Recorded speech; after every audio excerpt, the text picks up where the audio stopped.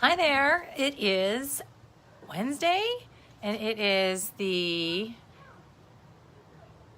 1st of November. So we have just finished and completed Halloween. Gosh, I'm a hot mess. And I wanted to do a follow-up to my last night's Halloween Facebook Live broadcast, because last night was a little bit harried because it was dark and it was cold and we were running around with the kids and we were just really enjoying ourselves, and I realized I didn't do it justice. So I wanted to do just kind of a follow-up from last night, because I wanted to talk more about Halloween. Because I think Halloween can be a really magical time for children, but a not so magical time for parents. Because as you know, there's lots and lots of activities that surround Halloween. It is not a one-day event. It is a masterminded mess of festivities. It's parties, whether it be for friends or for school, and then there's trunk or treats, and there's carnivals, and there's fundraisers and bake sales, and there's costume contests and pumpkin carving and pumpkin sealing, to be perfectly frank, and pumpkin patch field trips and hay rides and corn mazes, and then there's the trick-or-treating, okay? And it's just a lot, and it doesn't happen over one day. It happens over the course of almost 2 weeks. It's a little maddening. So I wanted to talk about Halloween here in the South, because it really is, I found it very different from the Halloweens that I had up north, and mostly probably because of the weather, because up north, you're sitting there in a costume freezing. And you're wearing a big coat over it, so it's kind of hard to enjoy. So in the South, it's a little bit warmer, a little bit more forgiving, so you can really kind of get into the costumes. So that's also helpful. But I've noticed these are some of the observances that I have made about trick-or-treating or Halloween in the South. One, I did talk about last night briefly, that I found that there's a tendency for like some of our neighborhoods to come to other neighborhoods, neighboring neighborhoods, if you would, is that a word, would come to our neighborhood and will trick-or-treat here instead of in their own neighborhoods. And what they do is they drive up in their big vans, right? They drive up in these vans and they unload like 10 kids out of the car. Those 10 kids run up to your house, get some treats, run back to the car, and then drive 10 feet to the next house. So that tends to be a little bit weird, because you're like, why are they driving 10 feet to the next house? And that also tends to bring in a lot of drivers and a lot of car traffic, which is a little scary for parents who have littles who are darting out in the street. So that makes Halloween a little bit stressful, right? And then, I don't know about where you're from. Maybe you can chime in here, like post a comment or, put a thumbs up or something if you do the same thing here. But like, a lot of these houses go like all out, like haunted houses. Like they don't just like decorate the outside with a few pumpkins and maybe some lights. They like do full on haunted houses. And you walk into their homes and into their space. And it's amazing the production that goes into those things. It's hardcore. We even had floats last night. Floats. Like, remember Homecoming when you were in high school? People had floats last night. They were driving floats around with lights on them and playing music and having characters on their floats. It was pretty insane.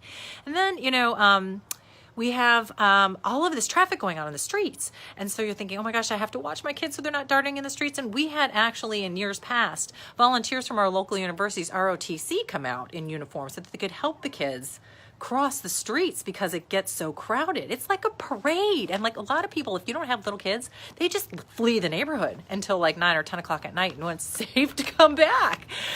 So Halloween night can be really fun for the little kids and maybe not so fun, but very stressful for the parents. But I must say, last night I found it very enjoyable for one of the first times, because my daughter was walking, and this is the first time she was walking, and it was just the magic of her figuring out, like, I can go to the next door and I can ring a doorbell and they'll give me something. They'll give me lots of candy. And so it was really, really fun to watch her and watch her big brother show her the ropes and all that kind of stuff, and see all the other costumes in the neighborhood. And as I mentioned last night in the South, well, maybe not just in the South, but there's a tradition where we not only get treats for the littles, but you can get treats for the adults too. And so some houses might give you an adult beverage or two. And last night that was fun to see that like the adults were getting into the festivities as well. So it was trick or treat for not just the littles, but also the bigs. It was kind of like Mardi Gras, right? It was crazy, especially with these floats and people throwing stuff off the floats, and haunted houses and people in costumes, and, candy and drinks at certain houses. It was really kind of fun. And I wanted to kind of play up on that, because I think there's probably other neighborhoods or other places in the United States where they have their own traditions. And I would love to hear about yours. Like, one of my friends had said that they like do Christmas ornaments, and they invite people into their house and they exchange Christmas ornaments, or that they also do kind of, daddy drinks or mommy drinks for those that are walking their kids around too. But I'm sure there's other really fun traditions that your neighborhoods may have that I would love to hear about. Can you put them down in the comments? That'd be awesome. Or maybe, does your neighborhood do the same kind of stuff that mine does? I think that would be really fun to know. Or like, maybe, you lived in one place in the United States and now you've moved, and how those traditions may have changed or gotten better or something like that. So I think that for our sake, it wasn't cold last night, but it was dark. So, and I think that's because they changed daylight savings. Remember, they used to daylight savings everything differently, where we used to do daylight savings before Halloween, so we would get an extra hour of light for our kids. And now they're not doing that for a while. So I wish that they would reinstitute that, because it got so dark so early last night. But otherwise, what the other question is, what do you do with all that candy once you're done with it, right? Because you really, granted, a lot of parents like me, eat a lot of it before their kids wake up the next morning. But I don't know about you, but we have a really amazing program here with some of our dentists in town, where what they do is they will take your candy. Like, if you want to donate your candy, they'll buy back your candy. So for like $1 a pound, they'll buy back all of your candy, and then they donate that money to soldiers the candy to soldiers overseas, or to shelters or things like that. And I think that's a really great way to not only save our teeth, but and our waistlines, but to give back to those that might need just a smile. So if you have a plan like that, or I suggest that you join it, because I think it's really fun. I do it with my kids every year. We kind of separate their candy and give it away, and I think it's a really nice little blessing to teach them.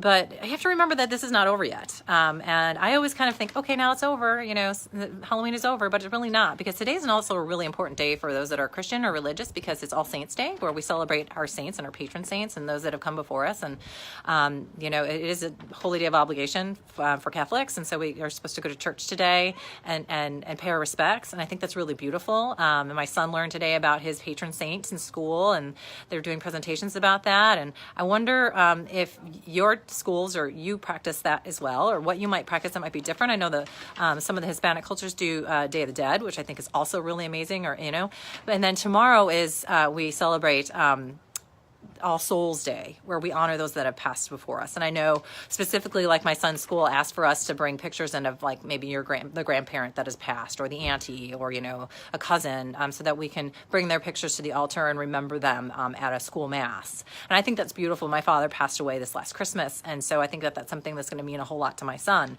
and it takes on a whole different meaning for me too. So I hope that you have enjoyed your Halloween, and I want to hear all about your traditions and your experiences. So please comment or or forward this on to someone else, because I would love to hear about what you do with this really wonderful, magical holiday, because it really can be magical if you let it be, and kind of put aside the stress and just embrace the moments and the wonder in your kids' eyes.